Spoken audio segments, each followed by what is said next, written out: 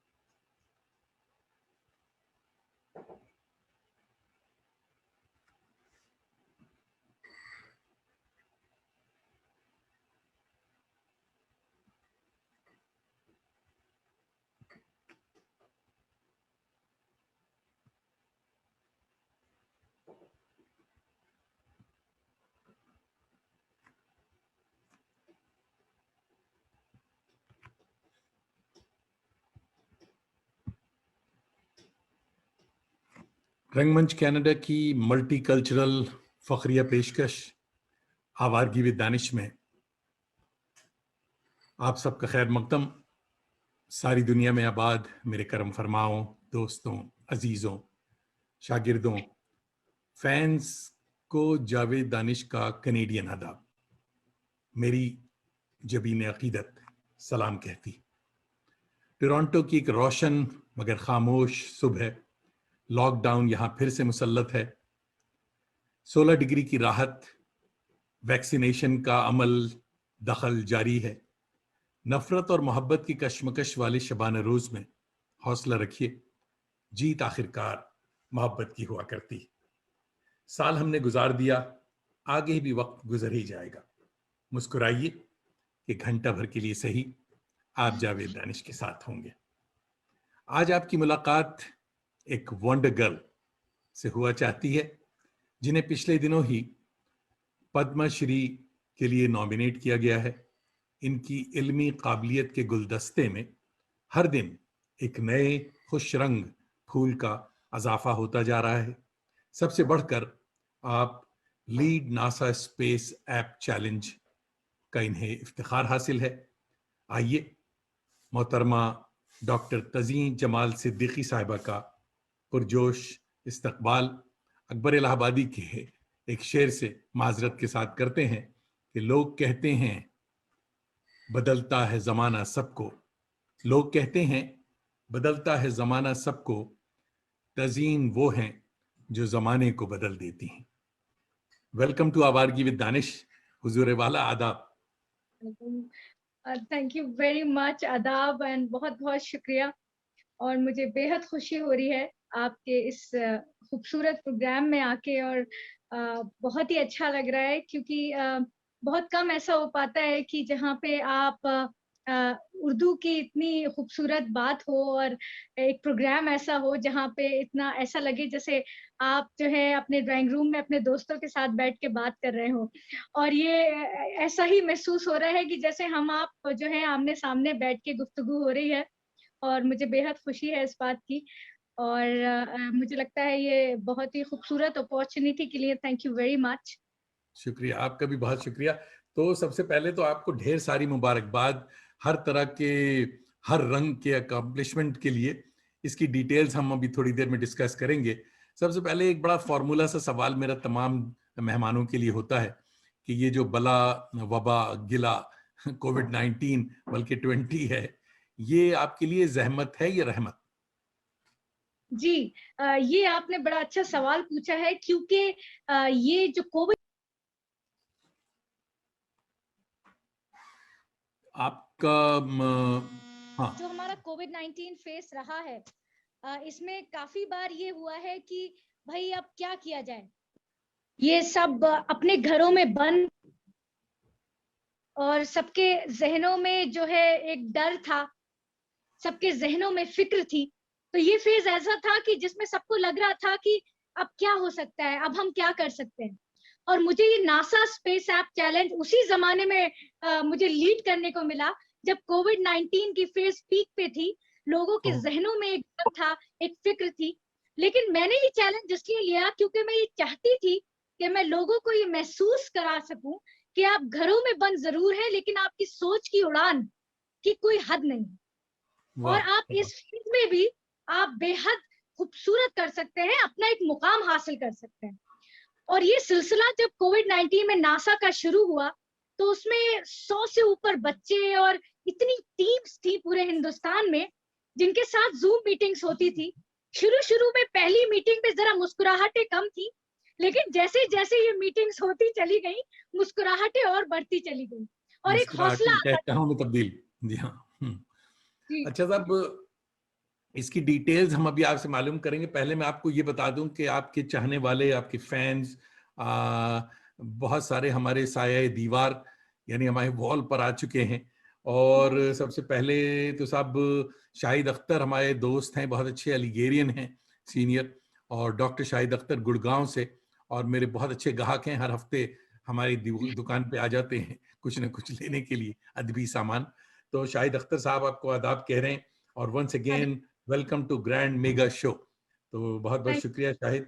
अदनान मिर्जा हमारे बहुत अच्छे रिसर्च स्कॉलर हैं, और अदनान भी सलाम कह रहे हैं। और विजय तिवारी भाई हमारे बड़े अच्छे दोस्त हैं, वो भोपाल से देख रहे हैं, और विजय तिवारी भाई भी आदाब कह रहे हैं। फरीदा अहमद हमारी बड़ी अच्छी दोस्त हैं, और स्वीडन से देख रही हैं, और आपको आदाब कह रही हैं। तो जैसे ऐसे लोग आते जाएंगे, मैं आपको कॉम्प्लीमेंट्स उनके देता जाऊंगा। तो साहब ये बताइए कि आज आप एक बहुत पुरवकार पुरअज़्म सेलिब्रिटी लाइक मेरे लिए हैं, मगर बचपन की सेलिब्रेशन कैसी थी और कहाँ थी? जी। मैं अलीगढ़ मुस्लिम यूनिवर्सिटी से हूँ और मुझे लगता है कि जो भी कुछ आज मैंने हासिल किया है, वो मेरे अम्मी अब्बू का उसमें बहुत बड़ा रोल रहा है हमेशा। जब मैं बहुत छोटी सी थी, तो हमारे पार्किंग में हमारा जो एक पार्किंग एरिया था, उसमें मेरी अम्मी ने एक स्कूल खोला था। जो बच्चे कचरा उठाते हैं बाहर जाके, अम्मी उनको बच्चों को लाती थी, उनको उनको उनका मुंह हाथ धुला के, उनको नए नए कपड़े पहना के और उनको बिठाती थी और हमें कहती थी कि तुम पढ़ाओ। तो जब हम वाह, स्कूल पढ़ के आते थे, तो हमें ऐसा लगता था कि जैसे हम अब उस्ताद हो गए हैं। तो ये शेयरिंग ऑफ नॉलेज का जो पैशन है, वो मेरी अम्मी ने उस वक्त डाला था जब मैं सिर्फ मेरे ख्याल है सेकंड ग्रेड में रही हूँ। ओहो, और हमारे कार नहीं ली थी बहुत साल, सिर्फ इस वजह से कि कार का जो एरिया है वो बिल्कुल सही चीज में इस्तेमाल हो रहा है। अरे वंडरफुल। अम्मी का तो नाम ये बताइए साहब, अम्मी का नाम बताइए। जी, मेरी क्या नाम अम्मी है का अम्मी? नाम मिसेस फाखरा जमाल सिद्दीकी और मेरे अब्बू माशा, का नाम मंजर जमाल सिद्दीकी साहब है। मंजर साहब तो मशहूर आदमी है, मैं जानता हूँ। और नहीं, माशाल्लाह, फाखरा जमाल नाम भी उनका माशाल्लाह, हमें फख्र है उन पे कि शुक्रिया। बहुत अच्छी शुरुआत आपकी हुई है। तो बचपन जो था, पढ़ाने में तो संजीदगी थी, मगर शरारतें कैसी हो रही थी ये बताइए। अलीगढ़ के बच्चे जी। बड़े शरीर भी होते हैं। जी, मैं बहुत ज्यादा शरीर तो नहीं थी, लेकिन मुझे पोएट्री लिखने का बेहद शौक था। कुछ वाह, ना कुछ मैं लिखती रहती थी। तो एक बार मुझे याद है कि मुझे कुछ नहीं मिला, मुझे एक टिश्यू बॉक्स खाली मिल गया था और एक कलम मिल गया था और मैं रास्ते में थी, तो मुझे कुछ समझ में नहीं आया, मुझे कुछ ऐसी ख्याल आया लिखने का और मैंने अम्मी से अपने कलम लिया और टिश्यू बॉक्स पे अपनी पोएट्री लिखना शुरू कर दी। और जब वो पोएट्री खत्म हुई, मुझे आज तक याद है, अम्मा ने वो टिश्यू बॉक्स ऐसे ऐसे रखा था जैसे बहुत बड़ा कोई वो ट्रेजर हो। संभाल कर। घर वंडरफुल, जाके वाह। मुझे उसे, क्योंकि पेपर पे उतारना है, तो उन्होंने हम्म, उसको अपने सिक्के से लगा के उस खाली बॉक्स को रखा था कि ऐसा ना हो कि ये कहीं खो जाए या ऐसा ना हो मैं उसको उतार ना पाऊं अपनी वाह, किताब पे। सो प्राउड ऑफ योर अम्मी। वाह वाह वाह। जी, तो हैं अम्मी अभी? माशाल्लाह है। और है अम्मी ये सब माशाल्लाह। देख रही होंगी, तो बड़ी खुश होंगी वो देख के। हाँ, नहीं, उनको ये प्रोग्राम जरूर दिखाएगा, बल्कि आपको तो उनको बुलाना चाहिए था लाइव देखने के लिए। तो जी एनीवेज, बिल्कुल। जी, मेरी जल्दी सो जाती है। तो इस वजह अच्छा, से थोड़ा-सा आ नहीं कल पाई वो। दिखाइएगा उनको, ज़रूर, ज़रूर बिल्कुल, दिखाइएगा, हाँ। तो बिल्कुल, साहब बेशक। अलीगेरियन होने के नाते आपसे मेरी रिश्तेदारी भी है, तो कब आप यानी ग्रेजुएशन आपने कब किया अलीगढ़ में? मैं 2007 में किया था। 2007 में, माशाल्लाह। अच्छा, जी। यानी आप बहुत जूनियर हैं। जी, तो हम लोगों को मैं बताता नहीं हूँ, मगर ये बड़ा इम्पोर्टेंट प्रोग्राम है, इसलिए मैं ये डिस्क्लोज कर देता हूँ कि सब 1975 में जावेद दानिश ने अलीगढ़ छोड़ा था। तो ओह! जी हाँ, ओके। आप पैदा हो गई थी या नहीं? नहीं। हाँ, अक्सर लोगों को मैं नहीं बताता हूँ, क्योंकि बहुत सी बच्चियां बताती हैं कि मैं पैदा नहीं हुई थी। तो जी, मैं अच्छा भी साहब, नहीं हुई बहुत थी। वंडरफुल। तो अलीगढ़ के बाद आपने यानी अलीगढ़ से ग्रेजुएशन की, उसके बाद क्या किया आपने? उसके बाद फिर मैंने एमबीए सिम्बायोसिस से किया। उसके बाद मैंने एक्चुअली मुझे ना बचपन से मतलब जब मैं टीचर बनी और मैं प्रिंसिपल बहुत कम एज में बन गई थी। तो मुझे याद है अपना पहला दिन जब मैं स्कूल में गई, तो 10th क्लास के लड़के थे और मैं बहुत यंग थी। तो जब मैं क्लास में गई और मैंने राउंड लिया, तो कहीं से एक लड़के ने चुपके से ब्यूटीफुल बोला। तो मैंने सुना और सुन के मैंने नजरअंदाज कर दिया। उसे लगा, ऐसा नहीं है कि मुझे नहीं पता था किसने कहा, लेकिन मैं वापस आगे आई और मैंने सब बच्चों से कहा कि पेपर निकालो और एक ऐसे लिखो, बीइंग ब्यूटीफुल पे। अरे वाह! तो उन सब बच्चों ने एक ऐसे लिखा, क्योंकि मैं चाहती थी कि ये जो शरारत है ये लर्निंग में बदल जाए। वाह वाह, बहुत अच्छे, वंडरफुल जी, वंडरफुल। तो उसमें फिर सब बच्चों ने एक से एक ऐसे लिखा और जिसने ये बात कही थी उसने सबसे अच्छा ऐसे लिखा। वंडरफुल वंडरफुल, हाँ। तो तो बस फिर जी, हाँ, तो अलीगढ़ उसके के बाद बाद फिर जी, ऑक्सफोर्ड वगैरह से भी आपने कोई कोर्सेज किए थे एक से? हाँ। नहीं मैंने पहले मैंने मल्टीपल इंटेलिजेंसेस 54 मैंने एक थ्योरी अपनी क्रिएट की थी, जो मैंने हार्वर्ड यूनिवर्सिटी में 2017 में प्रेजेंट किया था। उसके हम्म, बाद फिर मैंने ऑक्सफोर्ड यूनिवर्सिटी में typing fingers versus writing fingers एक पेपर लिखा था कि जो बच्चे मोबाइल पे ज्यादा खेलते हैं उनकी राइटिंग में क्या तब्दीली होती है, वंडरफुल, उनकी बहुत राइटिंग अच्छा है, कैसे हाँ। बनती है और उसका इफेक्ट उनकी पर्सनालिटी पे क्या होता है, उनकी उनकी उनके बोलने के अंदाज पे, उनके बिहेवियर पे क्या होता है।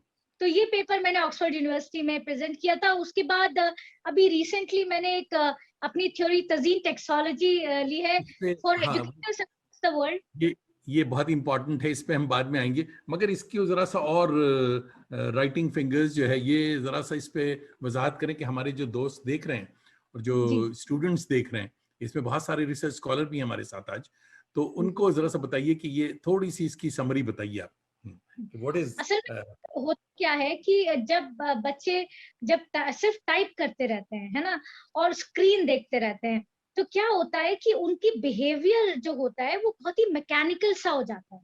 तो कहीं ना कहीं इनका जो इमोशनल क्वोशिएंट है वो रिड्यूस होने लगता है, जिसकी वजह से कहीं ना कहीं उनके बिहेवियर पे इम्पैक्ट होता है, कहीं ना कहीं इफेक्ट करता है। लेकिन आप देखिए कि जब वो बच्चा लिखता है तो उसके जहन में हमेशा वो लेवल्स चल रहे होते हैं गेम्स के। अगर वो किसी लेवल, जैसे फर्स्ट लेवल उसने किया, सेकंड वो नहीं कर पाया, लेकिन उसके जहन में रहेगा कि मैं सेकंड नहीं कर पाया, तो जब लिखता है ना वो, तो वो इरिटेशन में लिखता है। और जब जब बच्चा इरिटेशन में लिखता है कि मैं कुछ नहीं कर पाया, तो उसकी राइटिंग में हमेशा कहीं ना कहीं प्रॉब्लम आती है। वो लाइन छोड़ देगा, कभी वो टिल्ट कर देगा, कभी स्पेलिंग सही नहीं लिखेगा। और उसकी वजह ये नहीं है कि उसे स्पेलिंग पता नहीं है या उसे लिखना आता नहीं है। उसकी वजह ये होती है कि कहीं ना कहीं उसके जहन में इतना इरिटेशन होता है, कहीं ना कहीं वो इतना थक चुका होता है उसका जहन ऑलरेडी, कि वो फिर उसको किताब पढ़ना जो है एक बोझ सा लगने लगता वाह, है। और ये वंडरफुल। वजह है कि उसकी राइटिंग में, उसके बिहेवियर में, उसकी पढ़ाई में कहीं ना कहीं फर्क आता है, क्योंकि साहब, थक और जाता बहुत सारे नए साथी ज्वाइन कर चुके हैं। चारू चित्रा साहिबा हमारी बड़ी अच्छी दोस्त हैं, she is a fiction writer, वो देख रही हैं, आदाब कह रही हैं, और nice theory and relevant also बता रही हैं। है। और अजहरुद्दीन अजहर हमारे बड़े अच्छे दोस्त हैं, यंग दोस्त, और अलीगढ़ यूनिवर्सिटी से देख रहे हैं वो। और अजहरुद्दीन अजहर बहुत अच्छे दास्तान गोई के भी आर्टिस्ट हैं। हमारे साथ नईम अनीस साहब हमारे दोस्त हैं, कोलकाता से देख रहे हैं। He is a professor of Urdu. आप दोनों का इस्तकबाल, आपको आदाब कह रहे हैं। और नियाज जयराजपुरी भाई हमारे दोस्त हैं जो कि आजमगढ़ से आपको आदाब कह रहे हैं। और अजहर अली भाई हमारे एक बहुत अच्छे सूफी सिंगर हैं जो कि टोरंटो से देख रहे हैं, आदाब कह रहे हैं। शहाब आजमी भाई हमारे बड़े अच्छे दोस्त और प्रोफेसर हैं पटना यूनिवर्सिटी से। शहाब भाई आदाब, माशाल्लाह आपकी हाजिरी आज की बड़ी अच्छी। सलीम रिजवी हमारे बड़े अच्छे बचपन के दोस्त हैं जो कि कोलकाता से देख रहे हैं और आदाब कह रहे हैं। जावेद रहमानी साहब जर्नलिस्ट हैं बहुत अच्छे और दिल्ली से वो देख रहे हैं, आदाब कह रहे हैं। और असद फैसल फारूकी माशाल्लाह अलीगढ़ से देख रहे हैं और ये भी आदाब कह रहे हैं। तो माँ बड़ी अच्छी भीड़, और बहुत से अलीगढ़ वालों को भी हमने बुला लिया है, बल्कि वो खुद से आए, मैंने नहीं बुलाया। तो बात ये हो रही थी कि अब आइए सब उस पे बात करते हैं कि बहुत सारे दोस्त जो हैं वो ये नासा स्पेस ऐप चैलेंज जो है वो क्या है, और इसकी थोड़ी तफसील बताइए कि बहुत से लोग इसके लिए बेचैन। जी जी। तो ये जो नासा स्पेस ऐप चैलेंज था, इसमें क्या था कि कुछ ना कुछ चैलेंज दिया गया था, कि जैसे एनवायरनमेंट पे चैलेंज था कि आप क्या अपना कंट्रीब्यूशन दे सकते हैं।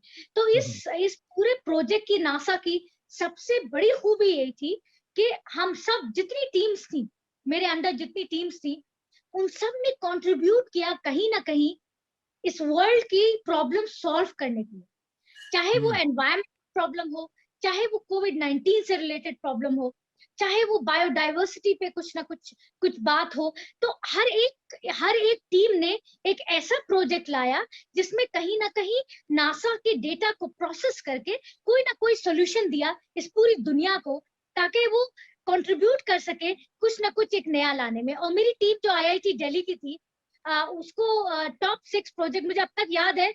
और ये 8 महीने का जो हमारा प्रोजेक्ट था, कि clock was just a number for me. हम 2:30 बजे जूम मीटिंग करते थे रात के, 3 बजे स्लाइड पे बात होती थी, सैटेलाइट पे बात होती थी। तो ये 9 महीने से गुजरे, लेकिन वो रात का वक्त जब मुझे वो ईमेल आया नासा से कि IIT Delhi one the top 6 projects of the world, वाह, तो वो उस वक्त तो मैं खुशी बयान नहीं कर सकती। ऐसा लग रहा था कि जैसे ख्वाब जो है वो हकीकत बन गया। और बिल्कुल उन लोगों को बिल्कुल। भी उम्मीद दिला सकी कि तुम लोग कन्फाइंड जरूर हो, लेकिन तुम्हारी सोच की उड़ान को कोई नहीं रोक सका, और तुम लोगों ने एक पहचान बना ली पूरी दुनिया में। वाह वाह वाह वाह। और इसका हमें सेलिब्रेशन हुआ था नासा वेबसाइट पे, पूरा हम लोग गए थे सेलिब्रेशन में। हम लोग को नासा बुलाया गया था, लेकिन कोविड-19 की वजह से हम लोग नहीं जा पाए थे। तो इस वजह से उन्होंने हमारा वर्चुअल सेलिब्रेशन किया था, जिसमें वाह, नासा के बड़े बड़े साइंटिस्ट आए थे। और इतना खुशी महसूस हो रही थी उनसे अपना नाम सुनना, या उनसे अपने प्रोजेक्ट की तारीफ सुनना, या अपने काम की तारीफ सुनना, क्योंकि ऐसा ऐसा लग रहा था कि ख्वाब सा लग रहा था बिल्कुल। बिल्कुल तो बिल्कुल। बड़ा अच्छा तो लग रहा था। तो जो स्पेस एक्ट जो प्रोजेक्ट्स होते हैं नासा के, उसमें सबसे अच्छी बात ये रहती है कि हम लोग सब, जितनी टीम्स होती हैं, वो कुछ ना कुछ कंट्रीब्यूट करती हैं। हम्म तो इस वर्ल्ड की चाहे एनवायरमेंटल प्रॉब्लम हो, किसी भी प्रॉब्लम को सॉल्व करने के लिए जो कोई ना कोई एक सोल्यूशन देता है, तो कहीं ना वाह, कहीं वो एक एक हिस्सा होता है उस प्रॉब्लम को सॉल्व करने का। वंडरफुल। तो मगर उन्होंने आपको एडवांस में कोई टिकट वगैरह भी दिया कि सब जब मार्स में नेक्स्ट नया प्रोजेक्ट जाएगा तो वन ऑफ यू जो लीड है वो साथ जाएगा? मार्स पे ले जाने की बात नहीं की, समझे? दैट विल बी नहीं, अभी वंडरफुल, समझे? That would have been wonderful of हाँ। कोर्स। मगर कि ये एक्चुअली जब वो हालात ठीक होंगे तो क्या इस सेलिब्रेशन के लिए कोई वहाँ भी गैदरिंग होगी नासा में, ऐसा कुछ भी है? अभी तो देखिए, अभी तो हालात वैसे नहीं है, लेकिन हाँ, अगर हालात सही होते हैं तो उन्होंने कहा है कि जैसे ही हालात सही होते हैं तो इंशाल्लाह जरूर एक ट्रिप जरूर हम लोग जाएंगे वहां पे, क्योंकि दैट विल बी वंडरफुल। जी, बहुत अच्छा। उन लोग क्योंकि ये बता रही थी कि जैसे वो हम लोग का इंतजार कर रहे हैं बेसब्री से। हम्म। अच्छा साहब, मोहसिन खान हमारे बहुत अच्छे फिक्शन राइटर हैं, नॉवेलिस्ट हैं। मोहसिन खान भाई देख रहे हैं लखनऊ से और आदाब कह रहे हैं। शहाब आजमी साहब आपको मुबारकबाद दे रहे हैं कि बहुत बहुत मुबारकबाद सिद्दीकी साहिबा। बहुत जावेद बहुत रहमानी कह रहे हैं खूब से खूब मालूमात अफजा गुफ्तगू सुनने के मौके फराहम करने के लिए आपका बहुत बहुत शुक्रिया। और नियाज जयराजपुरी साहब भी आपको ग्रेट अचीवमेंट, कांग्रेचुलेशंस कह रहे हैं। तो दोस्तों देखते रहिए। बिट्टू सिंह हमारे बड़े अच्छे दोस्त हैं, न्यूयॉर्क में हैं, आवारागर्द हैं मेरी तरह, घूमते रहते हैं। तो मेरे ख्याल में he is in New York now. तो बिट्टू सिंह भी आपको आदाब कह रहे हैं और प्रोग्राम देख रहे हैं।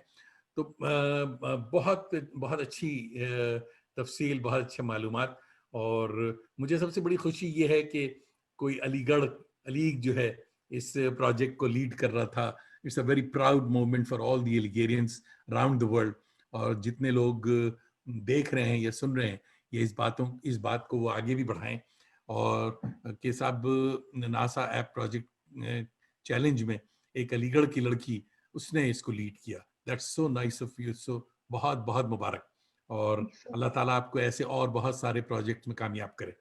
आप साहब एक गूगल स्कॉलर भी रही हैं, वो क्या था? उसमें एक्चुअली क्योंकि मैं कुछ ना कुछ लिखती रहती हूँ, मेरा शौक है।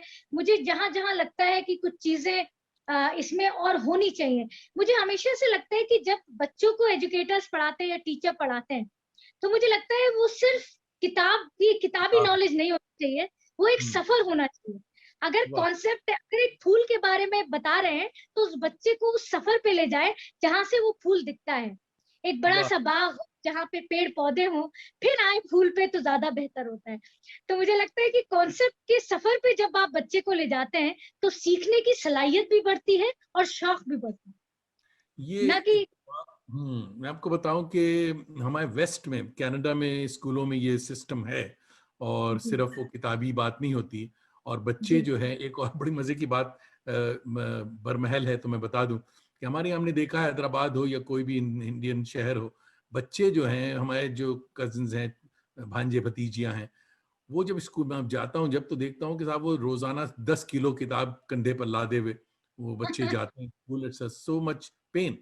यहाँ जी बच्चे बहुत फ्री स्कूल जाते हैं और उनके पास वो इतना लोड नहीं होता किताबों का, क्योंकि वो रोजाना की जो पढ़ाई है, वो टीचर एक शीट में उस दिन का सबक कॉपी करके, फोटो कॉपी बना के सबों को दे देती हैं। और एक फोल्डर होती है जिसमें बच्चे वो जमा करते जाते हैं। इस तरह से उनकी किताब तैयार होती जाती है। और फील्ड अच्छा ट्रिप्स बहुत जरूरी है यहाँ। फील्ड ट्रिप्स पे जी भी ले जाते हैं बच्चों को। जी हाँ। और अच्छा साहब, नेक्स्ट सवाल से पहले हमारे दोस्त तुफैल अहमद साहब आपको और मुझे दोनों को आदाब कह रहे हैं। बहुत बहुत शुक्रिया। चारू चित्रा फरमा रही हैं, अलीगढ़ से हो, नॉस्टैल्जिक फीलिंग होती है नाम सुनते ही। अच्छा, मुझे ये नहीं पता था कि चारू चित्रा साहिबा भी अलीगढ़ से इनका ताल्लुक रहा है। तो मुझे आज ये पता चला कि इनके तरफ मेरा दिल क्यों खिंचता रहा। तो ये वजह है। तो बहुत तो बहुत खबर बड़ी अच्छी दी आपने चारू चित्रा साहिबा। तो गूगल ने आपको वो उसमें वो दिया, वो बात रह गई। हाँ। पेपर्स हमने लिखे डिफरेंट डिफरेंट टॉपिक्स पे। अभी एक यूरोपियन कांग्रेस 2021 में भी मुझे इनवाइट किया था इंडिया से। एक यूरोपियन कांग्रेस थी ऑन साइकोलॉजिस्ट एंड साइकेट्री पे, तो उसमें मैंने लेक्चर दिया था ट्रांसफॉर्मेशनल लीडरशिप पे। तो एक थ्योरी मैंने अभी रिसेंटली निकाली है, नॉनिगल लीडरशिप ग्रिड।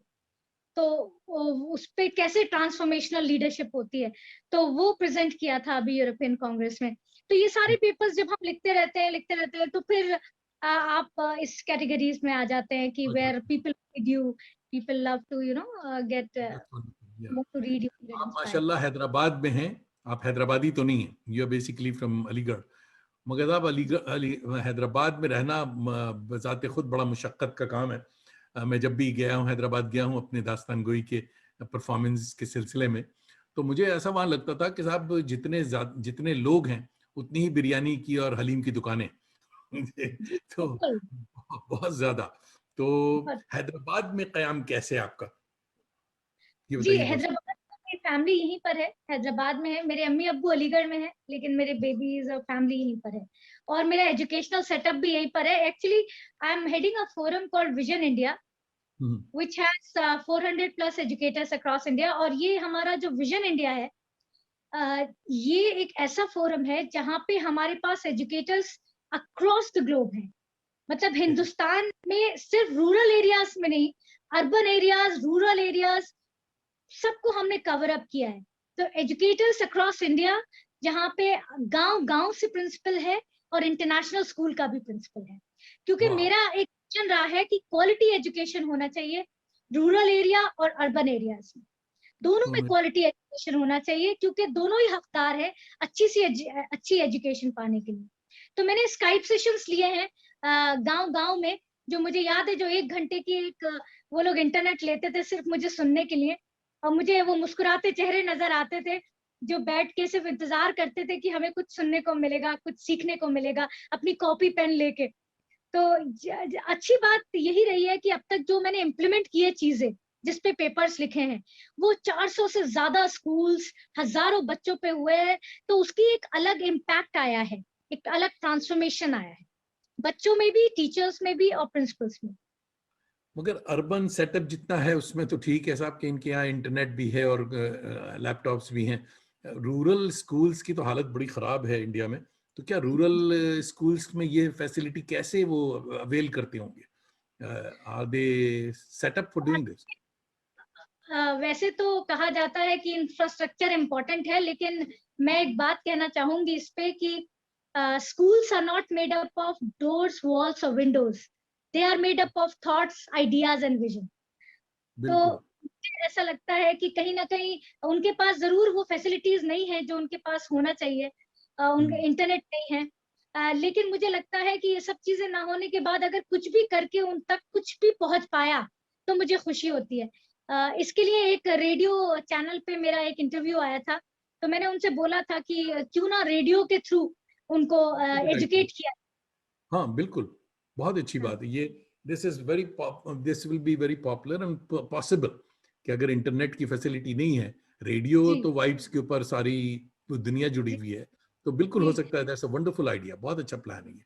हम्म। क्योंकि ऐसा होता है कि ये ये होते हैं ना, क्या कहते हैं, फार्मिंग पे होता है, इन हाँ लोगों का जो फार्मिंग चैनल होता है, ये लोग बड़े बड़े शौक से देखते हैं।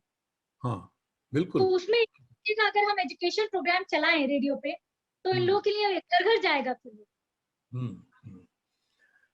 अच्छा साहब, हमारे कोई दोस्त हमारे करम फरमा कोई सलाम कह रहे हैं, और मगर नाम जो है हिंदी में लिखा हुआ है। मेरे भाई, मैं बहुत कम इल्म हूँ और हिंदी नहीं आती, माफ़ कर दीजिएगा। तो जिन साहब ने हिंदी में नाम लिखा है वो उसे अपना नाम भी लिख दें उर्दू में अगर, तो मैं उनका सलाम भी मैं तज़ीन साहब को पहुंचा दूंगा। शाहबुद्दीन अहमद भाई हमारे दोस्त हैं, दोहा कतर से आपको आदाब कह रहे हैं। और सबिया संबुल साहिबा भी अलीगेरियन हैं और आपको आदाब कह रही हैं। और मोहसिन खान देख रहे हैं और आदाब कह रहे हैं। ये जो बड़ी ज़बरदस्त बातें हो रही हैं, दोस्तों को भी मज़ा आ रहा होगा। ये जो आपकी अवार्ड्स की लिस्ट है, यानी जो ट्रॉफीज आपने पर पाउंड जमा किए हैं इतनी सारी, तो हम जो कि दोस्तों को बता दूं कि साहब कुछ नाम मैं लेना चाहूँगा कि दोस्तों को भी पता चले कि साहब कितनी सारी लिस्ट तो नहीं तैयार की, मगर फिर भी हमने international innovator awards, Nelson Mandela global leadership award, 100 top innovation in education 2020, global young researcher award, Rashtriya Shiksha Ratna award, best academic administrator award, best poetry award from international library of poets USA, plus Padma Shri nomination and many many many मोर।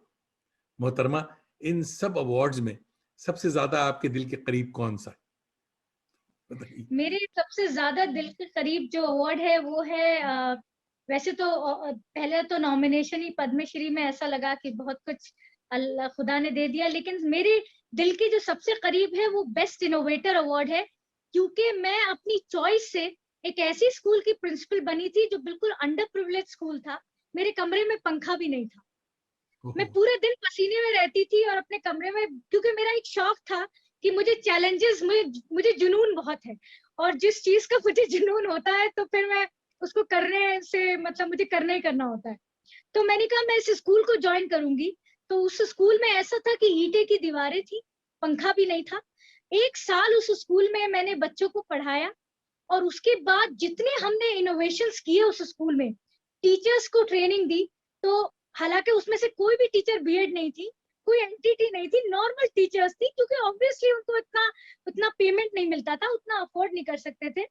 लेकिन उन्हीं teachers को training करके जो जो चीजें हमने innovate की, जो बच्चों ने बनाई, और वो चीजें जब हमने इंटरनेशनल फोरम पे भेजी, और जिस वाह स्कूल का नाम उस एरिया में नहीं जानता था, जब वो इंटरनेशनल स्टेज पे लिया गया, तो मेरे आंखों में आंसू थे। तब मुझे लगा कि हाँ, कुछ तो किया है, कुछ किया कुछ तो हुआ। बिल्कुल।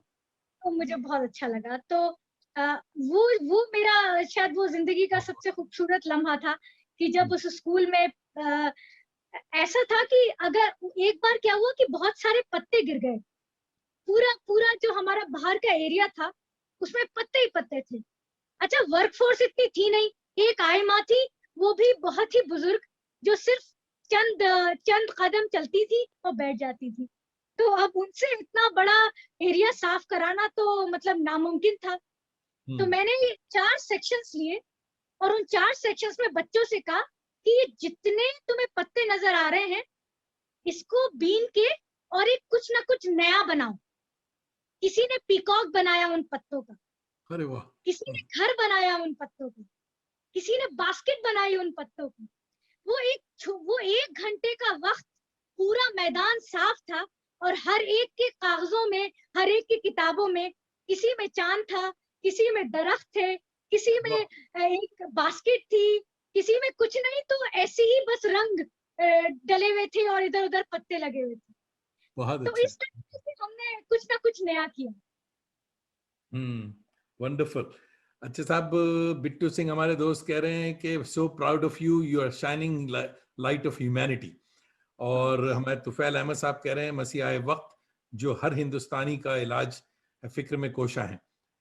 कसीम अख्तर भाई देख रहे हैं, वो आदाब कह रहे हैं। और नए नए दोस्त शामिल हो रहे हैं, तो मैं साथ साथ उनका नाम भी बताता जाऊंगा। बहुत बड़ी बहुत शुक्रिया। जबरदस्त चीजें आपने बताई। और मगर ये कि वो स्कूल ये हैदराबाद में था, ये स्कूल कहाँ है? बहुत ही इंटीरियर ऑफ रूरल एरियाज में था। और अच्छा। जी, और मेरे घर से जाने में 1 घंटा लगता था। तो मुझसे लोगों ने पूछा, भाई तुमने वो क्यों ज्वाइन किया? और अब जब मैं जीत गई तो उन्होंने कहा, यार तुमने सही ज्वाइन किया। तो मैंने उनको देर यही साहब। बताया कि जुनून की हद से गुजरने का हौसला मेरा, वाह जुनून की हद से गुजरने का हौसला मेरा, बहुत करीब मेरी मंजिल के मुझे ले आया। वाह वाह वाह भाई, वाह वाह वाह साहब। जिसकी जम्बील में इतने अवार्ड्स और इतने इस कदर रिकग्निशंस हो, वो साइंटिस्ट या वो स्कॉलर हर वक्त लैब में या लाइब्रेरी में गुम रहता है, दुनिया से कटा कटा रहता है।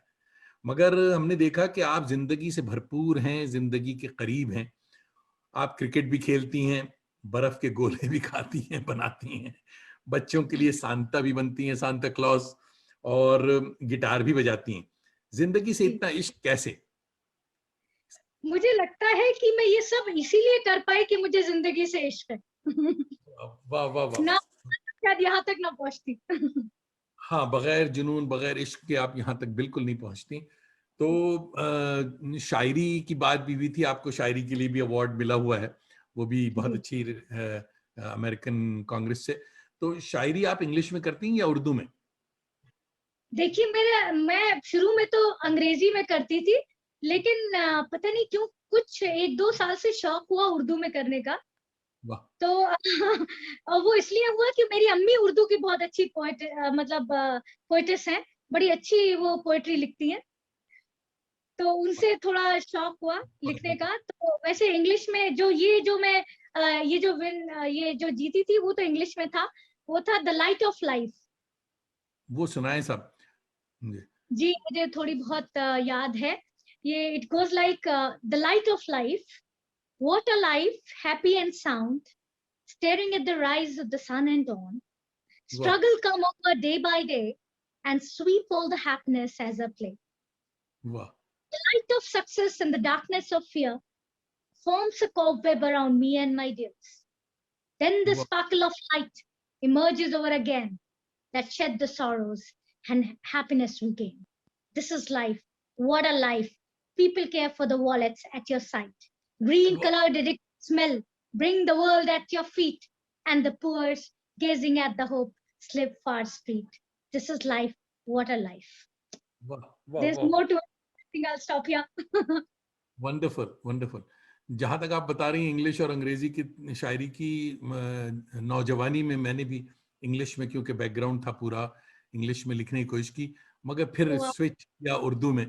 तो लोगों उर्दू ने में जब ना। पूछा कि क्यों आपने किया, तो हमने भी यही बताया था कि इंग्लिश वाले ताली जोर से नहीं बजाते और वाह-वाह नहीं करते। उर्दू में वाह-वाह बहुत होती है, इसलिए साहब। जी, बहुत इसका बहुत। बहुत अच्छा लतीफ़ा एक याद आ रहा है कि हम लोग एक इंटरनेशनल वर्कशॉप हुई स्वीडन में।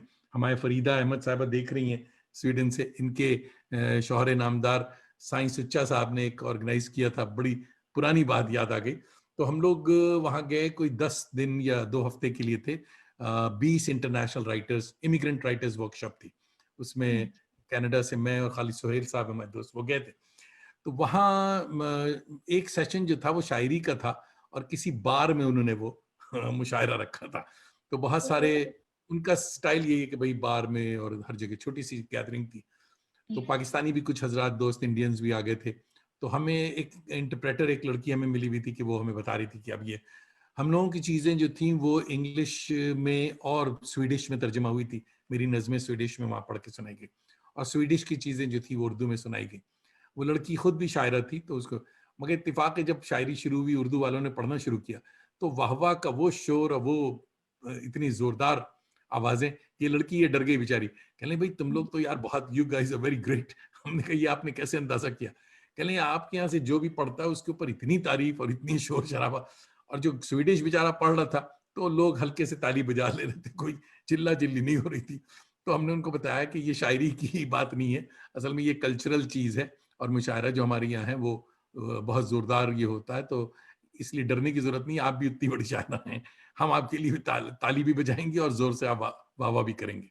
तो ये तो उर्दू और दूसरी ज़बानों में फ़र्क है। तो जी मोहतरमा आप स्पेनिश गिटार पर भी को लगी रहती हैं, तो किशोर कुमार के गाने गाती हैं या अपना लिखा हुआ कोई गीत गाती हैं? नहीं, इससे पहले नहीं, आप उर्दू की शायरी सुना रही थी, एक नज़्म उर्दू वाली भी हो जाए। कोई वो अगर याद उर्दू वाली। अच्छा, मैं मेरे पास लिखा हुआ है, हाँ, मैं लिखा हुआ आपको देख लें। मुझे देखना पड़ेगा एक बार। वो हुँ, मैंने एक लिखी थी, इंसानियत की जुस्तजू। गुड। हुँ, तो वो सुनाइए। बस 2 लाइनें जो मुझे मैं आपको सुनाती हूँ, वो कुछ ऐसी हैं कि इंसानियत ने इंसान से पूछा यूँ एक सवाल, हुँ, होता हूँ मैं इस कदर मुश्किल और बेमिसाल। वाह! फिर और भी कुछ है, मुझे इस वक़्त याद नहीं आ रहा, मैं किसी वक़्त निकाल के और मैं शायद पढ़ पाऊँगी। पूरी नज़्म मुझे याद नहीं, क्योंकि अभी नया-नया उर्दू का शौक हुआ है, तो लिख लेते हैं बड़े जोश में, फिर भूल जाते हैं। तो फिर देख के पढ़ना ये पड़ता है अपनी पोएट्री। फ़ोन पे ही उसे नोट कर लिया कीजिए, फ़ोन पे लिख लिया कीजिए। जी, फ़ोन पे है अच्छा, मेरे पास, बस मुझे ढूँढना पड़ेगा, इसलिए मैं नहीं फिर ज़हमत नहीं ले रही थी। च फिर कभी इसको करेंगे। तो बिल्कुल, बिल्कुल। बॉम्बे से या मुंबई से हमारी दोस्त मासूमा रूहवाला देख रही हैं, वो आपको सलाम कह रही हैं। और तो स्पेनिश गिटार की बात हो रही थी। माशाल्लाह ये जो बातें मैं कर रहा हूँ और सवाल कर रहा हूँ, जो दोस्त बाद में जॉइन हुए, उनको अगर उन्होंने नहीं देखा वो तस्वीरें, तज़ीन की बड़ी खूबसूरत और बहुत अच्छी तस्वीरें, सर्टिफ़िकेट्स और अवार्ड्स के साथ-साथ और भी बहुत ही डे टू डे लाइफ की तस्वीरें हमने शुरू में चलाई थी। जिन दोस्तों ने मिस किया, वो प्रोग्राम के बाद दोबारा इसे देखें, ज़रूर देखें, क्योंकि कुछ बहुत अच्छी तस्वीरें हमने सरप्राइज़ के लिए निकाली थी। उसमें एक मोहतरमा जो हैं वो गिटार बजा रही हैं। तो ये गिटार का क्या किस्सा है साहब, सुनाइए? जी, असल में गिटार का मुझे ना बड़ा शौक रहा है सीखने का। सीख मैं अभी तक पाई नहीं हूँ, लेकिन मुझे शौक बहुत था कि भई मैं गिटार बजाऊँ। गाने का जी, शौक था, वो तो हम गा लेते हैं, लेकिन गिटार बजाने के लिए बाकायदा ट्रेनिंग की ज़रूरत है। तो मेरे एक कज़िन हैं, वो बड़ा अच्छा गिटार बजाते हैं, तो जब मैं उनके यहाँ जाती हूँ, तो मुझे बड़ा शौक होता है कि यार मुझको भी कुछ सिखा दो। तो वो एक आध बार हम बजा के जो बड़े खुश हो जाते हैं कि भई हमने बहुत कुछ सीख लिया, लेकिन अभी दिल्ली दूर है, अभी काफ़ी कुछ सीखना है उसमें। तो थोड़ा, बस थोड़ा बहुत ही आता है, लेकिन हाँ, गाने का शौक है मुझे। तो फ़िल्मी गाने गाती हैं या कौन से गाने गाती हैं आप? मैं गज़ल भी गाती ग़ज़ल हूँ, भी गाती गज़ल हैं? में भी मुझे दिलचस्पी है जी, गाने भी गा लेते हैं। तो क्लासिकल शायर कौन-सी ग़ज़ल आपकी पसंदीदा? मैं जगजीत सिंह साहब की ज़्यादा पसंद करती हूँ वैसे। ग़ज़लें, हाँ, तो एक अगर याद एक हो तो थोड़ी-सी एक सुना दें? अच्छा ठीक है। अम, देखिए मुझे गाने में मसला नहीं, बस आप बर्दाश्त कर लें। हमने साहब बड़े बड़ों को बर्दाश्त किया, मैं अलिगेरियन हूँ तो आपको पता है कि मुझे कोई प्रॉब्लम नहीं। ओके, मैं एक कुछ 2 लाइनें सुना देती हूँ जी कि बिल्कुल बिल्कुल। उड़ती जुल्फों ने सिखाई मौसमों को शायरी, झुकती आँखों ने बताया मैं कैसी। क्या पता कि उनको ये काम आ जाए। हम्म, ये कुछ इसी इसी इसी जरिए से हमारे यहाँ के बच्चे कुछ बहुत ही अहम चीज। अब देखिए डॉक्टर कलाम साहब साइंटिस्ट कैसे बने। एक दिन समंदर के किनारे एक परिंदा उड़ता हुआ देखा उन्होंने। उन्होंने अपने टीचर से पूछा कि ये परिंदा उड़ता कैसे है। तो उनके उस्ताद ने जो आधे घंटे सिर्फ ये बता दिया कि इसके पर किस एंगल पे होते हैं, ये कैसे उड़ता है, सिर्फ उस सवाल के जवाब ने उन्हें दुनिया का बेस्ट साइंटिस्ट बना। हम्म, हम्म, सिर्फ उस सवाल के एक जवाब में उनके जहन को कि कैसे उड़ता है, किस एंगल पे होता है, कि उनका पूरा जहन ऐसा बन गया कि उस सवाल के जवाब ने उनको ये बता दिया कि उनका पैशन क्या है और उन्हें किस जगह जाना है। हम्म। तो कई बार ऐसा होता है कि हम सिलेबस खत्म करवाने की जल्दबाजी में कहीं ना कहीं बच्चों के जहनों को पढ़ नहीं पाते, आपकी जिसकी दो वजह से। दो किताबें हैं आपकी, शायद नो मी माँ एंड अल्लाह और राम, तो ये क्या है जरा ये जी बताइए। जी, जो पहली किताब है नोमी माँ, और उसमें एक बच्चे की जर्नी मैंने बताई है, जो अपनी माँ से अपने दिल की बात शेयर करता है। क्या होता है कि कई बार माँ बाप दोनों इतने बिजी होते हैं कि बच्चों की बात सुन नहीं पाते। हम्म, बच्चों की बात हमेशा सुनना चाहिए और हमेशा चैनलाइज करना चाहिए उस सोच को। तो अब ये जो बात है, तो वो बच्चा अपने दिल से, उसलिए इसलिए मैंने उसका नाम भी यही रखा है कि a journey of a child's heart. क्योंकि वाह, वो अपने दिल की बात हर एक फेज में, जब वो छोटा होता है और बड़ा होता है, तो जो जो सिचुएशन उसके सामने आती है, उसके दिल में क्या होता है, वो कैसे उसको बयान करता है और वो कैसे चैनलाइज होता है। मुझे लगता है कि जब लोग पढ़ेंगे तो उन्हें कहीं ना कहीं अपना बचपन कहीं ना कहीं याद आएगा, कुछ ना कुछ ऐसा रिलेट जरूर करेगा। हम्म, तो ये पूरी चीजें जो है, ये पूरी जो किताब है, वो उस पे है कि जब बच्चे के दिल को आप पढ़ लेते हैं, उसकी समझ को आप समझ लेते हैं, जब आप उसकी सोच उसकी नजर से देखने लगते हैं। जब हम्म, हम अपनी नजर से देखते हैं तो एक अलग नजरिया होता है, लेकिन जब हम बच्चों तो को उसकी बच्चे की नजर नजर से से। समझ। हम्म, जी, जब बच्चे की नजर से समझने लगते हैं तो चीजें और आसान हो जाती हैं समझने के लिए। तो अल्लाह और राम ये क्या है। जी, अब देखिए जैसे कि है कि भाई मुझे ऐसा मुझे मेरा ये बिलीव है कि भाई हर मजहब बेहद की हर एक फेथ की रिस्पेक्ट करनी चाहिए, और every faith should be honoured. Hmm, और ये हिंदुस्तान की सबसे बड़ी खूबी है, यूनिटी इन डाइवर्सिटी, हम्म, जिसमें हम साथ होली भी मनाते हैं, हम साथ ईद भी मनाते हैं। तो ये जो खूबसूरत ये एक चीज जो हिंदुस्तान की है, बस उसको मैं किताब में ले आई, कि गुड। जिसमें रहीम जो है वो आज भी राम के साथ खाना खाता है, जहाँ पे आज भी वो राम के साथ खेलता है। उसका दिन पूरा नहीं होता जब तक वो उसको एक बार देख ना ले या उससे मिल ना ले। तो ये दोस्ती जो हमेशा रहती है, और जो है जमाने से हिंदुस्तान में, जिससे हिंदुस्तान जाना जाता है, ये बस इस किताब जो है वो समझ लिए एक छोटा सा एक एक नक्श एक वो है, जिसे कहते हैं एक किताब का नक्शा है, हिंदुस्तान का छोटा सा नक्शा है, जो हम अल्लाह और राम को मानते हैं। और ये बड़ी खूबसूरत चीज है कि मेरी भी बहुत बहुत करीबी दोस्तें जो है वो रही हैं ऐसी कि हम लोग हमेशा एक दूसरे के साथ रहते थे। और मुझे मेरे अब्बू बताते हैं कि उनके जो बेस्ट फ्रेंड थे, वो कपड़े अब्बू के नाप के बनवाते थे, अच्छा। क्योंकि वो ये कहते थे कि ये मेरे नए कपड़े जो होंगे वो तुम भी पहन सको। तो वाह। ये अल्लाह और राम किताब लिखने का ये जो सबसे बड़ा जो चीज थी, वो इसलिए मैंने लिखी क्योंकि मैं उस माहौल में पली हूँ जहाँ पे जब भी कोई कोई पूजा होती थी या कुछ होता था, तो जब तक हम और अम्मा अब्बू वहां पे नहीं होते थे, पूजा शुरू नहीं होती। भाई वाह वाह या वाह। हमारी ईद की नमाज से पहले जब हम सऊदी अरब में थे तो हमारी दोस्त आते थे और रक्षाबंधन में मैं राखी बांधती थी।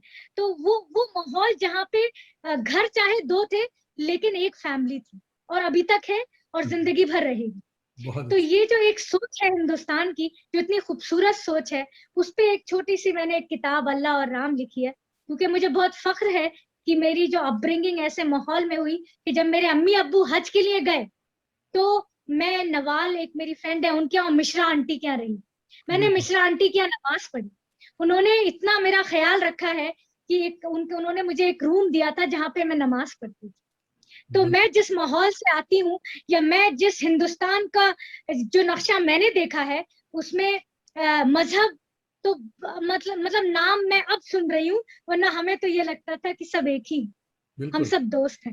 बिल्कुल। कभी लगा ही नहीं कि कोई मजहब भी कुछ है। हम्म। तो खुशी होती है, तो इसलिए मेरे जहन में ये चीज हमेशा रहती है। उस पे मैंने अल्लाह और राम की किताब लिखी कि नाम जरूर अलग है लेकिन हम सब हमेशा हमेशा एक साथ रहेंगे। गुड। गुड। आपके नजदीक कामयाबी क्या है? What is success? देखिए, मेरे लिए सबसे बड़ी कामयाबी मुझे जब महसूस होती है जब मेरे साथ 1000 लोग कामयाब होते हैं। वाह। मुझे लगता है कि जब मैं अकेले कामयाब होती हूँ वो सिर्फ एक सक्सेस है, लेकिन जब मेरे साथ 1000 लोग कामयाब होते हैं तो वो अचीवमेंट है। हम्म। मेरे अब्बू हमेशा मुझसे कहते हैं कि मैं कामयाब प्रिंसिपल इसलिए नहीं क्योंकि मैं सऊदी अरब के सबसे बड़े स्कूल का प्रिंसिपल था। वो कहते हैं मैं कामयाब इसलिए हूँ कि मेरे अंडर 10 टीचर आज बेस्ट स्कूल के प्रिंसिपल हैं। वाह वाह। गुड। वही सोच के साथ हम बड़े हुए कि कामयाबी वो नहीं जो आपको मिलती है, कामयाबी वो है जो आपके साथ 10 लोगों को आप इतना इतना इंस्पायर कर देते हैं कि वो 10 लोग आपके साथ कामयाब हैं। वाह वाह वाह वाह वाह। बहुत अच्छी बात। तो इसके साथ ही फेलियर आपके नजदीक क्या है? फेलियर आप किसको कहेंगे? वेल, फेलियर तो मेरे ख्याल है सिर्फ एक लर्निंग अटेम्प्ट होता है। और मुझे लगता है कि फेलियर जो होता है ना, वो आपको रियलाइज करवाता है आपकी स्ट्रेंथ, हम्म। आपकी रियल स्ट्रेंथ। क्योंकि अच्छे हालातों में तो आप हमेशा स्ट्रांग ही रहते हैं। बात तो तब होती है कि जब आप ऐसे हालात में अपने आप को जो समेटते हैं, जो आप सारे टुकड़ों को समेट के जब आप आगे बढ़ते हैं, तो वो होती है कामयाबी। क्योंकि उस वक्त आप एक you are a new version of yourself. वाह। वो एक नया वर्जन होता है आपका, जिसमें आपने उन टुकड़ों को समेटा होता है जो आपके दिल के बहुत करीब होते हैं और जो आपको आगे बढ़ने का हौसला देते हैं। बहुत अच्छा। तो बहुत। वो समेट के जब आप बनते हैं तो वो आप सबसे स्ट्रांग बनते हैं, क्योंकि जो वीक टुकड़े होते हैं वो उधर ही गिरे हुए होते हैं, उनको आप नहीं समेट बिल्कुल। समेटते आप वही है जो आपको ये हौसला देता है कि आप आगे बढ़े। वंडरफुल। तो एक बड़ा पर्सनल और पाकीज़ा सा सवाल है कि आप माशाल्लाह बाहिजाब भी हैं, तो स्पिरिचुअलिटी के बारे में आपका क्या ख्याल? जी, मुझे एक चीज मैं इसमें शेयर करना चाहूंगी कि मुझे लगता है कि आपका और खुदा का जो कनेक्ट होता है, वो आपका और खुदा का होता है। You can not force any one two do it. मैं आपको छोटी सी बात बताऊं, मेरे बेटे ने नमाज पढ़ना कैसे शुरू की। हम्म।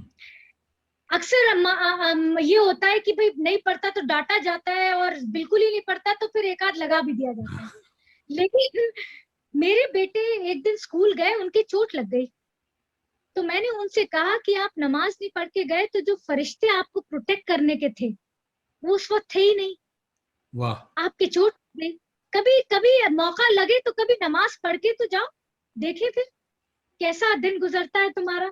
अच्छा। वो खामोश रहा, मुझे सिर्फ मेरी आंखों को देखता रहा लेकिन कुछ बोला नहीं, और खामोशी से अपने कमरे में चला गया। हम्म। दूसरे दिन सुबह उठ के उसने नमाज पढ़ी, और अल्लाह को वो ट्रस्ट देनी थी, खुदा को वो ट्रस्ट देनी थी कि वो दिन उसका सबसे अच्छा गुजरा। वो दिन है और आज का दिन है, उसने कोई नमाज अल्हम्दुलिल्लाह छोड़ी नहीं। छोड़ी नहीं, माशाल्लाह। कितना बड़ा है? How old is it? Ninth अच्छा। नाइन्थ में। अच्छा, ठीक। मुझे तो लगता है कि बच्चों को खुदा से मोहब्बत से कनेक्ट किया जाए, ना कि खौफ से कनेक्ट किया। क्योंकि ये मोहब्बत से जब कोई कनेक्ट करता है ना, चाहे वो इंसान हो चाहे वो खुदा हो, वो एक बहुत स्ट्रॉन्ग रिलेशनशिप होती ये हमारे यहाँ ये मसला है कि हमारे मिंबर पे बैठे मौलवी हजरात जो हैं वो जहन्नम की ऐसी तस्वीर और हर वक्त इतनी डराने वाली बातें करते हैं, जबकि दुनिया इतनी बदल चुकी है। और हमने देखा यहाँ स्पिरिचुअलिटी जो है वेस्ट में, हालांकि फ्री वर्ल्ड है, आप चर्च जाएं ना जाएं, नहीं जाते हैं लोग, मगर वो जो कनेक्शन खुदा से है वो मोहब्बत के उस पर बेस है। जीसस लव्स यू, और वो लव के अलावा कोई, हमने किसी प्रीस्ट को नहीं कहा, देखा सुना कि वो कह रहा है कि साहब जहन्नम में आपके साथ ये होगा। तो ये कमी मुझे भी खटकती है कि हमारे उलमा को डराने के बजाय मोहब्बत के साथ वो होना चाहिए कि भाई अल्लाह से तुम्हारा रिश्ता मोहब्बत का है, देखो अल्लाह जी। खुदा तुमसे देखिए, कितनी मोहब्बत करता है। कई काफी अच्छे हैं लोग माशाल्लाह, जो जो काफी अच्छे मौलाना और इमाम साहब हैं, जो मोहब्बत से भी बच्चों को कनेक्ट करते हैं, जो बहुत आगे बढ़ के और कामयाब होते हैं। मेरे ख्याल है ये चंद लोग वो होते हैं जिनकी खुद की जो बड़ा जो बचपन गुजरा होता है ना, वो यही सुन के गुजरा होता है, तो वही वो पास ऑन करते हैं। बिल्कुल। तो जो मोहब्बत सुन के बड़े होते हैं, तो वो मोहब्बत पास ऑन करते हैं। तो ये भी एक छोटा सा हल्का सा फर्क होता है। बिल्कुल जी। बिल्कुल, I fully agree with that. तो मोहतरमा, एनी रिग्रेट्स? माशाल्लाह आपने इतनी अच्छी जिंदगी गुजारी, but do you have any regrets? Sir, मैं पता है, मुझे लगता है कि हर सुबह ना एक नई जिंदगी होती है। बिल्कुल। कि जब हम रात में दुआ पढ़ के सोते हैं कि हमें सुबह एक नई जिंदगी दे, और अगर हम ये बिलीव करते हैं कि every morning is a new life, तो जो एक दिन पहले कुछ हुआ होता है वो फिर उसी दिन डिलीट हो जाता है जब आप सो जाते हैं। वाह, wonderful thing. Every new life, make it beautiful with your positivity energy, क्योंकि वो चीज जो रही नहीं, वो आप खत्म ही हो गई रात में, उसको क्या सोचना और क्या रिग्रेट करना। वाह, it's a new life. I like it. या बहुत अच्छी बात है, बहुत अच्छी बात है। तो हमारे ताज़ा दम जो स्कॉलर्स हैं, स्टूडेंट्स हैं, एजुकेटर्स हैं, उनके लिए क्या पैगाम आपका? के लिए तो इस वक्त तो यही पैगाम है। पहले तो बहुत बहुत मुबारकबाद के इस कोविड-19 फेज में भी आप बच्चों को एजुकेट कर रहे हैं अपनी पूरी जान के साथ, पूरी खुशी के साथ और मोहब्बत के साथ। और दूसरा पैगाम यह है कि बच्चों को बच्चों की नजर से देखें, वाह। सवालों, उनकी हर एक सवाल का जवाब दें, क्योंकि आपको नहीं पता जो सवाल हमें बहुत ही बेवकूफी का या अनइम्पोर्टेंट लग रहा है, वो उस बच्चे के लिए बड़ा अहम है। वाह। उस सवाल के जवाब को वो उसको क्या बना दे, आप ये इमेजिन भी नहीं कर सकते। तो इनकरेज करिए सवालों को और उन सवाल के जवाब देने को, और उनको और उस बच्चे को दिल से समझिए, दिल से कनेक्ट कीजिए, एंड आई एम श्योर कि फिर वो बच्चा एक आप मुस्तकबिल में एक नई पहचान बनाएगा पूरी दुनिया में। वंडरफुल, बहुत अच्छे। दोस्तों, आज 10 अप्रैल 2021 है, बड़ा ख़ास दिन है हमारे लिए। और तज़ीन जमाल सिद्दीकी साहिबा हमारे साथ हैं। आज कुछ ख़ास दोस्तों की सालगिरह भी है, और तज़ीन साहिबा आपकी इजाज़त और दुआओं समेत उन्हें मुबारकबाद भी देते चलते हैं। जिगर विष्णु शर्मा मेरा बहुत अच्छा दोस्त और हमारे कनाडा के रंगमंच, कनाडा का साथी एक्टर, जो कि अब कनाडा छोड़ बॉम्बे बॉलीवुड चले गए हैं, वहाँ हैं। तो उनकी सालगिरह आज बहुत बहुत मुबारक। और मोहम्मद अस्जाद शांति निकेतन में हमारे दोस्त हैं, शाहिद बज़मी कोलकाता, हसीना शेख आर्ट डायरेक्टर हैं बम्बई, और सबों को बहुत बहुत मुबारक हो। साथ ही सबों को रमज़ान करीम की बहुत बहुत मुबारकबाद कि अगले हफ्ते यानी कुछ ही दिनों में हम इस माह मुबीन में कदम रखने वाले हैं। आप सबों के लिए अल्लाह ताला आसानियाँ और मेहरबानियाँ नाजिल फरमावे। नाजरीन, ये भी नोट कर लें कि अगले हफ्ते अप्रैल 17 आवारगी विद दानिश के मायानाज मेहमान होंगे डॉक्टर वाहिद नज़ीर, जामा मिलिया इस्लामिया दिल्ली के। हमारे अगले 4 हफ्ते के जो प्रोग्राम हैं, यानी रमज़ान के जो एपिसोड्स होंगे, खालिस रूहानी तर्ज के होंगे। शायद इसे रिकॉर्ड करके पेश करना पड़े, तफसील हम जल्द बताएंगे। मोहतरमा डॉक्टर तज़ीन जमाल सिद्दीकी साहिबा, एक बार फिर समीम कल्ब से आपका शुक्रिया। आपने न सिर्फ अपना कीमती वक्त दिया, बल्कि जिंदगी हुनर करने का हमें सलीका भी आज बताया। दोस्तों, आप बहुत सबों बहुत का फर्दन फर्दन शुक्रिया। अपना और अपने चाहने वालों का ख्याल रखा करें, दरगुजर करने का वस्फ इख्तियार करें। नवाजिश। एक लोकल हमारे जो कैनेडियन दोस्त टोरंटो वाले देख रहे हैं, उनके लिए एक स्लाइड अब मैं चलाऊंगा प्रोग्राम के आखिर जी में। और हमारी अहलिया, हमारी बेटर हाफ यानी full half, full better half जो कहते हैं, बेटर हाफ मुझे अजीब सा लगता है ये, उज़मा दानिश आजकल माशाल्लाह पीएचडी में इनरोल हुई हैं। She is a social worker. तो उनकी तरफ से एक फ्लायर है, उसे देखें, लोकल जो हमारे दोस्त हैं, और वो अगर उसमें पार्टिसिपेट करना चाहें उस रिसर्च में, तो उसे नोट कर लें, मुझे कॉल कर सकते हैं या उज़मा से कांटेक्ट कर सकते हैं। तो अब तो जाते हैं बुतकदे से मीर, फिर मिलेंगे अगर खुदा लाया। खुशबाश।